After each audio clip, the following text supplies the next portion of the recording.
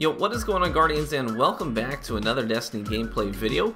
In this video, I'm going to be showing you guys exclusively footage of me solo queuing in the Iron Banner this week with Supremacy. So I've actually had a blast. I've had a ton of fun solo queuing in Iron Banner this week. I actually had more fun solo queuing than I did running in a full team of friends for a few hours. It's just, there's a lot more on the line, you know, when you solo queue. It feels a little bit more dynamic.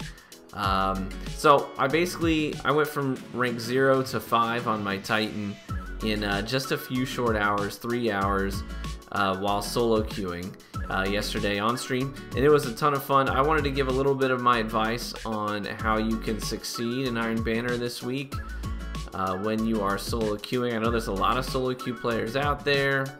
And you know, a lot of people often watch these videos of Iron Banner gameplay, and that's their major criticism. They say, "Well, you're in a full team," and I totally get that.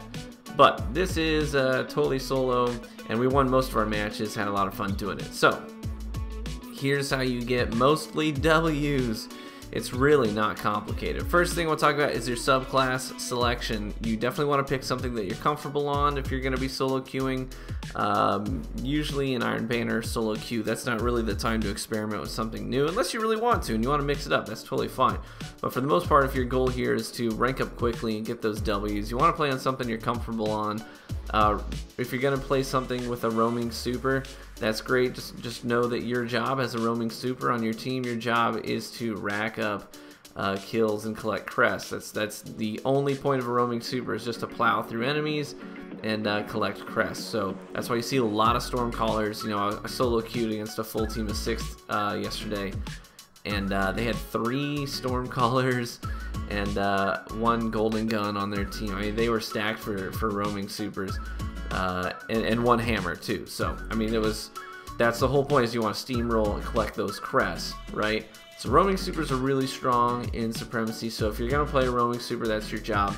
But also sometimes, I mean, maybe you're really comfortable on a striker or a Nova, and that's sort of your bread and butter. That's totally fine too. But just know this: you really want to hang on to those supers.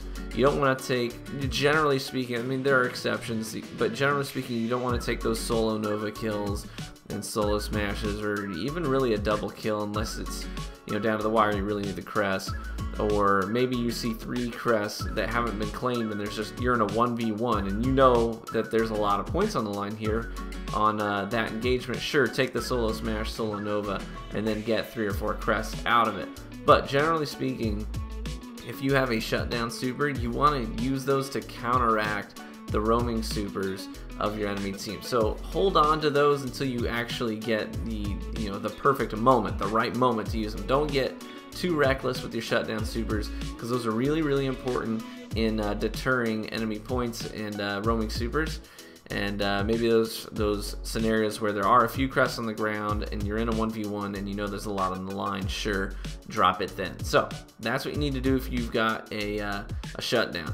So next thing we'll talk about is team play. This is really the beef of this video. This is the biggest thing that's going to help you get wins in Supremacy this week in Iron Banner. So first and foremost, stay by your teammates for team fire and crest denials. Your teammates will die, and then you can swoop in, or maybe they trade with somebody. You swoop in and you get the denial and the crest. See, look at me here. I double back, pick up a teammate's crest because I'm sticking by my teammates. I could solo push up here, but I choose just to kind of wait it out.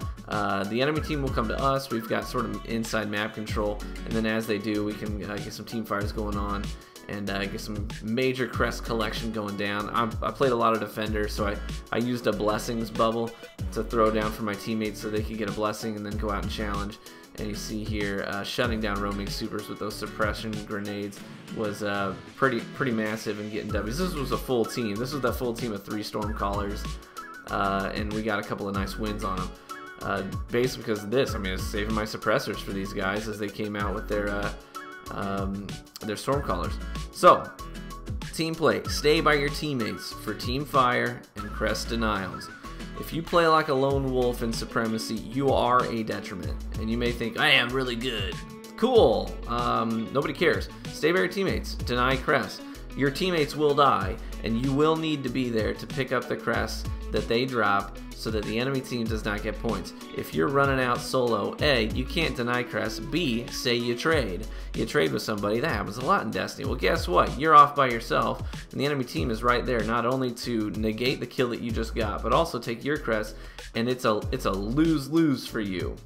So don't be that guy. And I've seen a lot of those guys. I've been in games where it's 118 to 118. Next crest wins. And I'm looking at my HUD, and I see there's one blueberry off by himself challenging the whole enemy team, thinking he's Rambo, and he's like, Leroy Jenkins! And lo and behold, in a 5v1, he loses, and you know, the enemy team picks up his crest, game over. While the rest of the team is pushing together as a unit, there's that one guy, right? The one freaking guy losing the match for us. But anyways, don't be that guy. Stay by your teammates for team fire and crest denials. Play like a lone wolf and you're a detriment. So another thing that kind of goes into this is with Supremacy, you know, you often have that sort of feeling like, well, hey, we really need to take map control of this top central location. That's not always true in Supremacy. I mean, sometimes it's good to have that map advantage, but a lot of times in Supremacy, map location and you know, controlling a high point of the map, really not that important. You just got to be where the action is. The action could be anywhere on the map, and holding top mid could be completely useless. You might be the only guy up there on your team while the rest of your team is engaging the opponent somewhere else on the map. Top mid really isn't that important. It's more important to stay by your teammates. More important to stay by your teammates by far. So team play, absolutely huge. Moving on, talking about crest collection. Crests are everything. Pick up crests. I have lost games where I'm solo queuing, full length matches, where I have over 40 points for my score between my crest pickups and my kill credits. Over 40. That means that the rest of the team only needs to account for 80. I mean, that's 5 guys for 80 points. And I see guys that have been in the match from start to finish, and they've got maybe a 2.0 KD, but they've only picked up 2 crests, and they've only denied 1. Hey, guess what? Your score sucks. And you were a detriment to the team. Who cares about your KD? Don't KD farm. Get out there and pick up those crests. That's huge. It's better to have a 1.2 KD or a 1 KD with a score. I've had KDs right around the 1 range with scores 30 plus. That's what matters in Supremacy, is claiming those crests 100%. So I've seen teammates walk away from kills. They'll get a kill and walk away from the crest. It's like, no, what are you doing? And then I have to like skate over from a different zip code to claim their kill because I don't want them to walk away from it. I've seen guys, literally seen guys, hard scoping in their icebreakers with crests 10 feet in front of them at their feet. And they just sit there and hard scope. And I'm like, what? Hello? Hello? What are you doing? Pick up those crests. Your hard scoping with your icebreaker is not going to win us the match. Put it away. I don't care. Or you got the guys, and this is a completely unrealistic expectation. And this is the biggest counter to that argument that I've seen. I've seen people say, well, that's what I do. I'm a good sniper. I sit back on the fringe of the map and I pick guys off, and my teammates will go in there and pick up those crests. That is a highly unrealistic expectation. Guess what? Your teammates will not be waiting for you to get kills and go run after your crest. It's not going to happen. I mean, maybe every now and then a teammate's going to be in the right place at the right time to pick up that crest, but generally speaking, that is a highly unrealistic expectation. No one's sitting back waiting for you to get kills so that they can swoop in and get those crests. That just doesn't happen.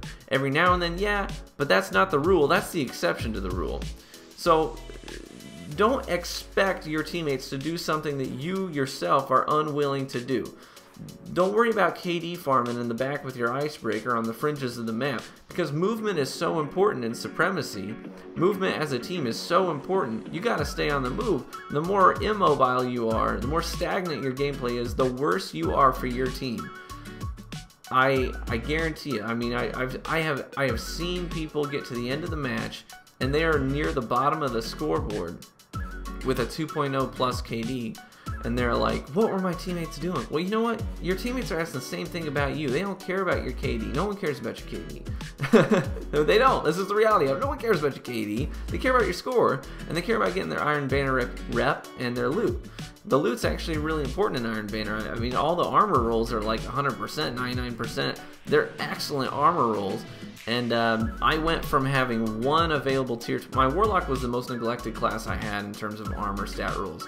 I only had one tier 12 build available to me on my Warlock, and it was with my Sunbreaker Gauntlets, so it's pretty niche gameplay that I could have a tier 12 build in. I got to rank 5 on my Warlock this week. I have dozens. I have dozens of tier 12 builds available to me. Now I can use my Nothing Manacles, I can use my Fitting Aspects to get tier 12. I mean, I've got a lot available to me because I got my loot, because I got my wins, and I got my loot, and I bought that armor. And that's at the end of the day, that's what people are after. They're after the loot drops. And, you know, they're not going to get their rep up as high if you're KD farming in the back of an iceberg. So just don't do it. Just don't do it. So, that is my biggest advice for you guys. Think about your subclass selection and how that subclass, what that subclass's role is in Supremacy, and play according to its strengths. Play like a team. Stick with your teammates. Team fire. Deny crests. Be there to pick up crests that your teammates drop or kills that they get but they can't move up. Maybe they're hurt and they can't move up and collect that crest and you're at full health. Play it as a team and don't expect people to pick up your crest. You have to be the one to do it. You should be aiming for the top of that scoreboard every single time in Supremacy because you don't have to be a slayer to get there. You just have to be a team player. You have to be willing to put yourself out in danger to go get those crests and claim them. You have to be aggressive. Anyone can do that. You don't have to be a slayer to do it. Supremacy can be a ton of fun, and I hope that you guys enjoy it this week as much as I have. I'll catch you in the Crucible.